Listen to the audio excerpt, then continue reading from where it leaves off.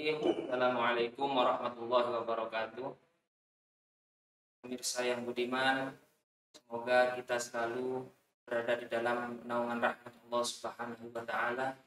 Semoga kita selalu dalam keadaan sehat walafiat. Amin. Allahumma amin. Pemirsa yang budiman, pada kali ini izinkan kami untuk sedikit berbicara atau membahas tentang sebuah konsep di dalam agama Islam, yang mana konsep ini sangatlah urgen. Konsep ini menjadi sebuah pemikiran yang fundamental di dalam Islam, dikarenakan konsep ini menjadi sebuah bekal di dalam kehidupan kita berbineka tunggal ika, dan juga di dalam kehidupan kita berbangsa dan bernegara. Pemirsa yang terhormat, istilah dan term ini adalah yang kita kenal dengan istilah Islam rahmatan lil alamin. Mana term ini atau istilah ini merupakan istilah yang berasal dari Quran, yaitu ayat yang berbunyi, "Wa ma arsalnaka illa rahmatan lil alamin." Term ini berasal dari Al-Quran. Kemudian oleh para ulama ditafsirkan dan diinterpretasikan, kemudian menghasilkan sebuah pembahasan, yaitu Islam rahmatan lil alamin. Islam rahmatan lil alamin secara universal kita anggap atau kita pahami sebagai Islam yang ramah dan tamah, Islam yang dipenuhi dengan kedamaian. Namun sekarang yang menjadi problem adalah bagaimana Islam menjadi sebuah agama yang ramah, bagaimana Islam menjadi sebuah agama yang damai terhadap orang-orang di luar Islam. Bagaimana Islam menjadi agama yang ramah dan damai kepada orang-orang yang non-Muslim. Itu merupakan sebuah pertanyaan yang harus dijawab oleh kita sebagai para ulama mengemukakan ilmu dalam fan yang bernama fan Qaidah atau fan al-ashbah wan nadhair. Karena ada seorang imam yang bernama Imam Subki dan Imam Asy-Syatibi. Imam Asy-Syatibi di sini berpendapat bahwa ada 5 hal yang terkandung di dalam hukum-hukum Islam yang dikenal oleh para ulama dengan istilah maqasidus syariah. Maqasidus syariah ini adalah sebuah maksud atau tujuan Allah menurunkan sebuah hukum atau hikmah di balik diturunkannya sebuah hukum. Di balik sebuah hukum itu pasti ada hikmah yang terpendam dan tersimpan di sana, yang mana hukum ini akan mempengaruhi terhadap kehidupan umat manusia, baik muslim ataupun non-muslim. Kita ke pembahasan yang pertama. Yang pertama adalah dari maqasidus syariah ini ada istilahnya hifdzuddin. Pembahasan yang pertama. Hifdzuddin ini secara bahasa berarti menjaga agama. Di mana Islam itu mengharuskan atau mengajarkan terhadap umatnya kebebasan beragama, kebebasan berkeyakinan. Di dalam Al-Quran disebutkan la ikraha fiddin, tidak ada paksaan di dalam beragama.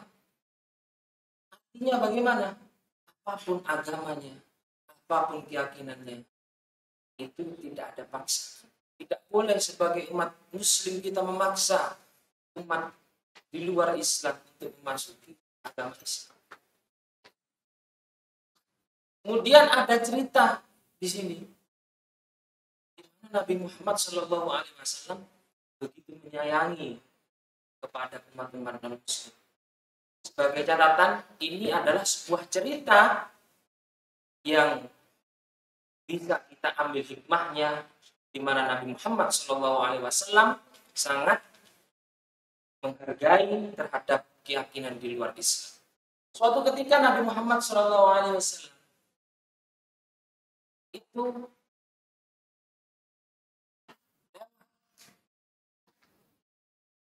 kemudian beliau bertemu dengan seorang perempuan tua, nenek-nenek tua. Nenek-nenek tua tersebut berkata kepada baginda Muhammad Sallallahu Alaihi Wasallam, wahai Muhammad,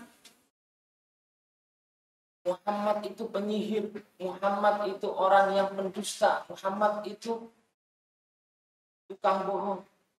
Artinya perempuan tua ini selalu mencaci maki Rasulullah.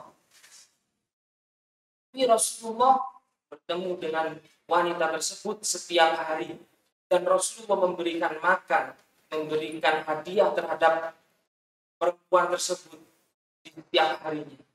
Beliau tiap hari bertemu dengan perempuan tua, dan tiap hari pula beliau memberikan makan terhadap perempuan tersebut, dan tiap hari pula beliau mendapatkan cacian daripada wanita tersebut. Betapa mulianya hati Nabi Muhammad Sallallahu Alaihi Wasallam. Tanpa diketahui oleh wanita tersebut, yang memberi dia makan di setiap harinya adalah yang dia olok di setiap harinya, yang dia caci maki di setiap harinya.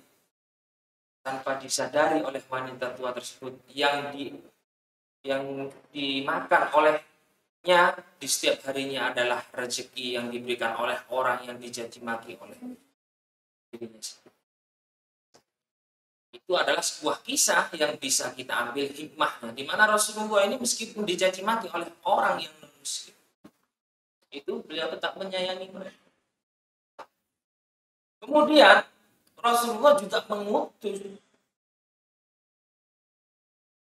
utusan hijrah ke negara Ethiopia, yaitu tempatnya di Afrika. Nabi Muhammad menyuruh sahabat-sahabatnya yang telah mengalami siksaan, yang telah mengalami beberapa penghinaan dari orang-orang kafir Quraisy yang berpengaruh ketika itu, oleh Nabi Muhammad disuruh hijrah ke Ethiopia. Di Ethiopia sana ada seorang raja yang memeluk agama Kristen. Pertanyaannya, kenapa? Karena apa Nabi Muhammad mengirimkan umat kesayangannya yang pada saat itu Islam masih dalam keadaan lemah.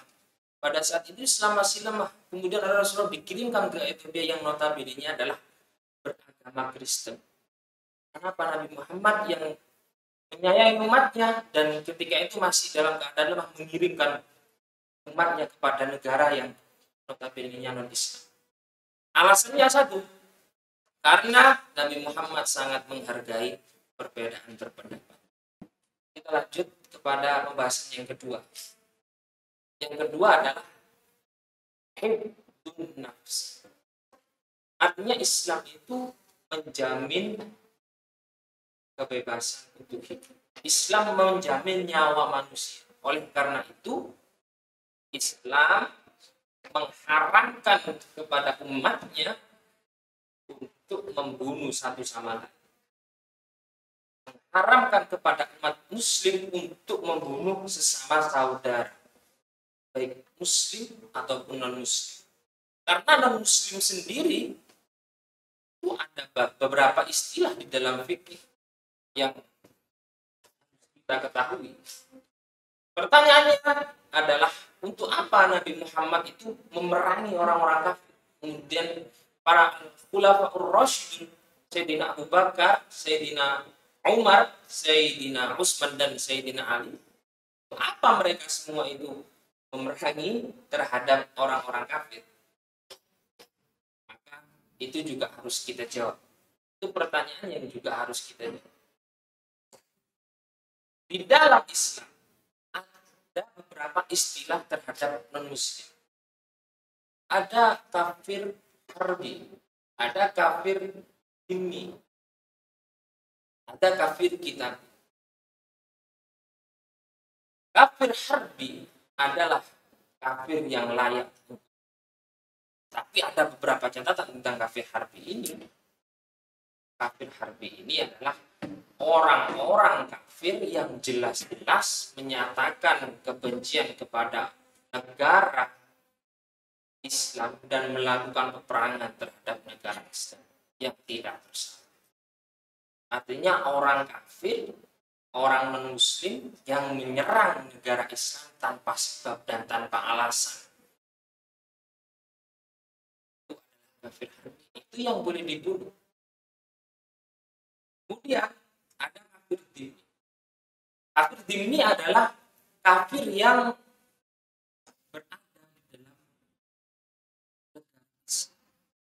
berada di dalam naungan negara Islam, hidup di dalam negara Islam. Seperti konteksnya di Indonesia. Di Indonesia ini tidak ada yang namanya kafir harbi karena tidak ada umat muslim yang memerangi terhadap umat Islam. Maka semua non-muslim yang ada di Indonesia itu tidak boleh begitu. Karena di dalam negara Indonesia ini non-muslimnya diberi nama non-kafir dhimmi. Itu kafir dhimmi itulah yang juga merupakan status yang disandang oleh perempuan yang setiap harinya diberi makan oleh. Itu juga kafir dhimmi karena beliau tidak menyerang terhadap manusia.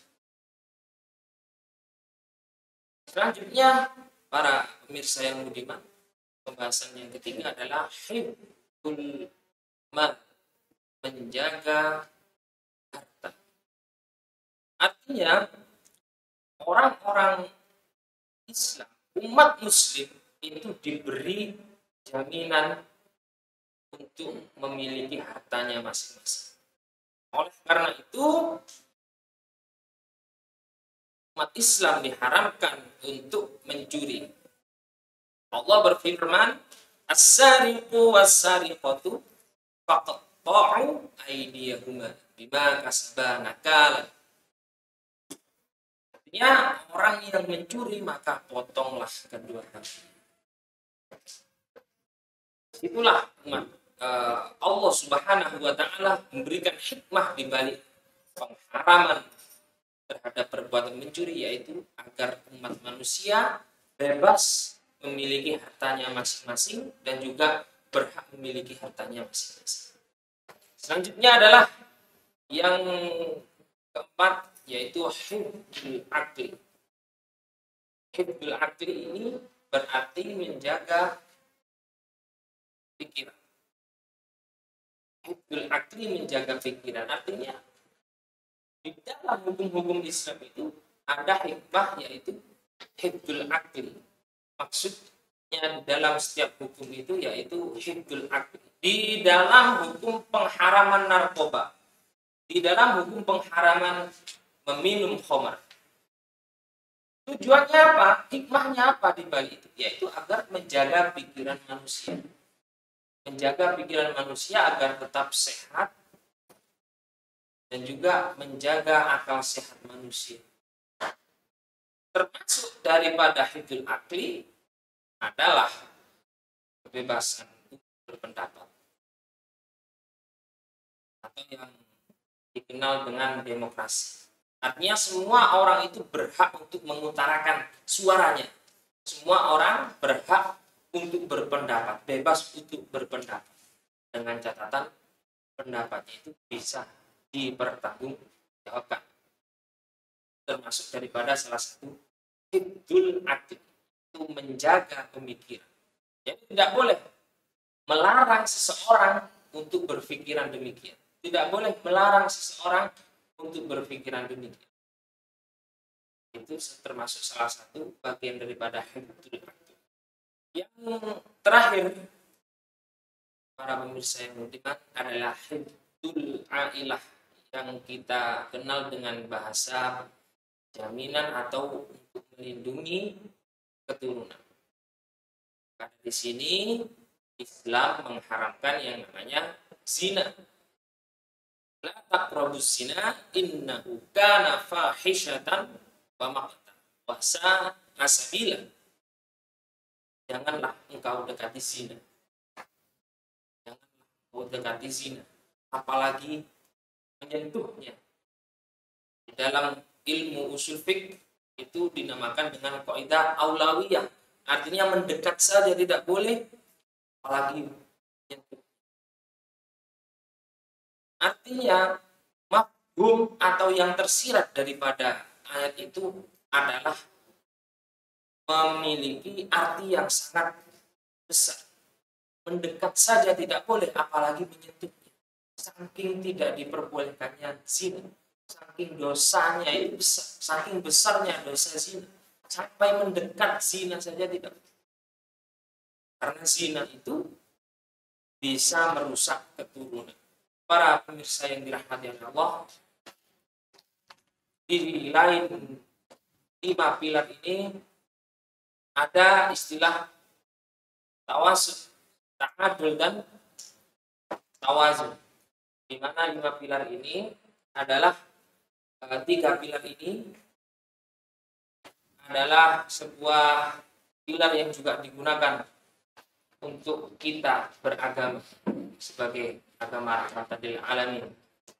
Tawasud artinya ada di tengah-tengah, tawazun artinya seimbang, dan tasamuh artinya toleransi. Karena itu 3 ini juga harus kita pegang, para pemirsa yang budiman. Maka dari itu, semoga apa yang saya sampaikan jadi sesuatu yang bermanfaat. Akhiran minni, assalamualaikum warahmatullahi wabarakatuh.